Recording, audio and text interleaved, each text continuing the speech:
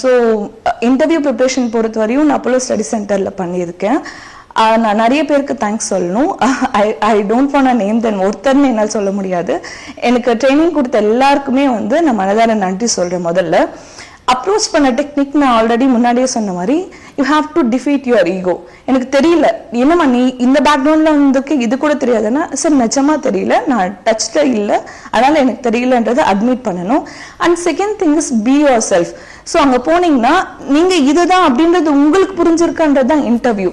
And மூணாவது விஷயம், interview பொறுத்த வரையும் ஒரு சாதாரண ஒரு பாமர மக்களை நம்ம எந்த அளவுக்கு அணுகிறோம் அப்படின்ற நம்ம அணுகுமுறையை வந்து அவங்க வந்து கணக்கிடுறது தான் வந்து இன்டர்வியூ.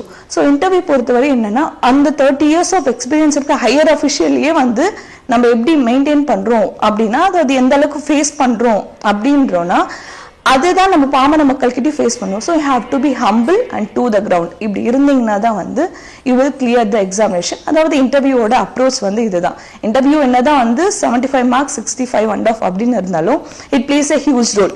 7.5 mark 7.5 marksன்றது ரேங்க்ல வந்து ரொம்பவும் நல்லா வந்து கேம் பிளே பண்ணும் இல்லைங்களா? ஸோ இன்டர்வியூ ப்ரிப்ரேஷன் இதுதான்.